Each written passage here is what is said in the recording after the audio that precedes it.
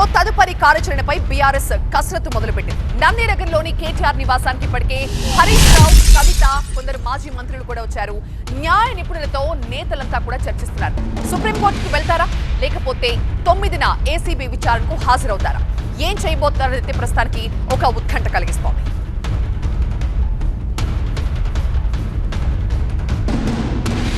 నందినగర్లో తన నివాసంలో ముఖ్య నేతలతో కేటీఆర్ చర్చలు జరుపుతున్నారు. న్యాయ నిపుణులతో చర్చలు జరుపుతున్నారు. సుప్రీంకోర్టుకి వెళ్లబోతున్నట్టుగా తెలుస్తోంది. మరోవైపు ఈ నెల 9న మళ్లీ ఏసీబీ విచారణకు హాజరు కావాల్సిన నేపథ్యంలో ఇప్పుడు సుప్రీంకోర్టుకు వెళ్లడం కూడా ప్రాధాన్యం సంతరించుకుంది.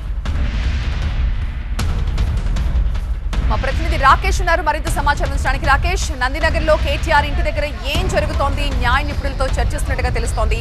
సో ఇవాళ ఒక డెసిషన్ తీసుకోవాల్సిన ఆవశ్యకత కనిపిస్తోంది. సో ఏం జరుగుతోంది? కేటీఆర్ నిర్ణయం తీసుకున్నారు. ఈ రోజు సుప్రీంకోర్టుకు వెళ్ళున్నారు. కొద్దిసేపట్లో హైకోర్టులో ఇచ్చినటువంటి ఆర్డర్ కాపీ, జడ్జిమెంట్ కాపీ చేతికి అందగానే ఇమ్మీడియట్గా సుప్రీంకోర్టులో పిటిషన్ వేయడానికి అంతా సిద్ధం చేసుకున్నారు. ఢిల్లీలో ఉన్నటువంటి అడ్వకేట్లతో మాట్లాడారు. కొద్దిసేపటి క్రితమే BRS legal seam Soma Bharat కానీ లక్ష్మణ్ కానీ వీళ్ళంతా ఇక్కడికి చేరుకున్నారు.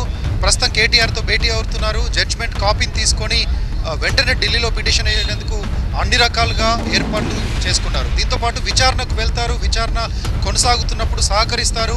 అరెస్ట్ చేసినా వెళ్ళడానికి సిద్ధంగా ఉన్నారంటే ఇంతకుముందే మాజీ మంత్రి అజయ్ చెప్తున్నారు. పొలిటికల్ వెండట్టగా దీన్ని చూస్తున్నాం. పొలిటికల్ రివెంజ్ తీర్చుకునేటువంటి ఒక కేసుగానే చూస్తున్నాం. రైతు బంధు లాంటి, రైతు భరోసా లాంటి స్కీమ్లను పక్కదారి పట్టించేందుకు చేస్తున్నటువంటి ప్రయత్నంగానే చూస్తున్నాం. ఖచ్చితంగా అరెస్ట్కే వాళ్ళు సిద్ధంగా ఉన్నారని మా పార్టీకి, మా నేతలకు తెలుసు అంటూ ఆయన కొంత క్లారిటీ ఇచ్చారు. అజయ్ కూడా ఇప్పటిదాకా పైనటువంటి కేటీఆర్ మీటింగ్లో పార్టిసిపేట్ చేశారు. పొలిటికల్గా ఈ కేసు ఎలా టర్న్ అవ్వబోతుంది, పొలిటికల్గా ఎలా ఇబ్బంది పెట్టడానికి ప్రయత్నిస్తున్నారు. కేటీఆర్ కూడా ఇంతకుముందు చాలాసార్లు అన్నారు, సంవత్సర కాలంగా 6 కేసులలో నన్ను అరెస్ట్ చేయడానికి సిద్ధమయ్యారు. 6 కేసులలో అరెస్ట్ చేయడానికి ప్రయత్నం చేశారు. కానీ ఎక్కడ అరెస్ట్ చేసే అంత ఎవిడెన్స్ వాళ్ళకి దొరకలేదు. నేను ఎక్కడ తప్పు చేయలేదు. ఇక్కడ కూడా కేవలం ఇరెగ్యులారిటీస్ ఏమైనా జరిగితే జరుగుండొచ్చు, కానీ ఎక్కడ అవినీతి అయితే జరగలేదు. అవినీతి జరిగే అవకాశమే లేదు. నేను మంత్రి హోదాలో నాకున్నటువంటి అధికారాన్ని ఉపయోగించి హెచ్ఎండిఏతో నిధులు విడుదల చేయమని చెప్పాను. కానీ నిధులు విడుదల చేయడం, ఆ ఫండ్స్ ట్రాన్స్ఫర్ చేసేటువంటి ప్రొసీడింగ్స్ కానీ ప్రాసెస్ కానీ ఎలా ఉంటుంది, ఎలా చేయాలనేది అధికారులు చూసుకుంటారు. కానీ అధికారులు చేసింది కూడా తప్పు కాదు, చట్టంలో కూడా అది ఉంది అంటూ నిన్న మొన్న జరిగినటువంటి చిట్చాట్లో కేటీఆర్ కొంత క్లారిటీ ఇచ్చారు. ఇప్పుడు కూడా అదే అంశంపై సుప్రీంకోర్టులో చెప్పేటువంటి అవకాశం సేపట్లోనే కేటీఆర్ కిందికి రాబోతున్నారు. కిందకు వచ్చి మీడియాతో మాట్లాడతారు. అందుకు సంబంధించినటువంటి ఏర్పాట్లు చూస్తున్నాం. సుప్రీంకోర్టుకి వెళ్ళేటువంటి విషయాల్ని చెప్తారు.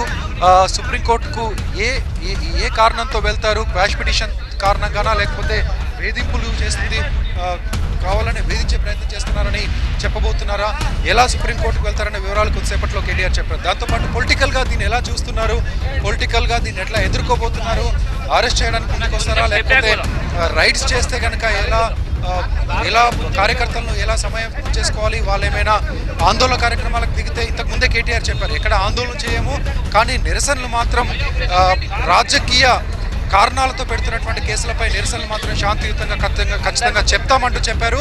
మరోవైపు బీఆర్ఎస్ నేతలు కొంత అనుమానం వ్యక్తం చేస్తున్నారు. ఇంతకుముందు పువ్వాడ అజయ్ మాట్లాడుతున్నట్లుగా ఒకవేళ 9వ తారీఖు నోటీస్ ఇచ్చారు, 9వ తారీఖు లోపే అరెస్ట్ చేయడానికి వస్తే కూడా మాకు అనుమానాలు ఉన్నాయి, రైడ్స్ జరుగుతున్నాయి, జడ్జిమెంట్ తర్వాత వెంటనే ఏసీబీ దూకుడు కనిపిస్తుంది.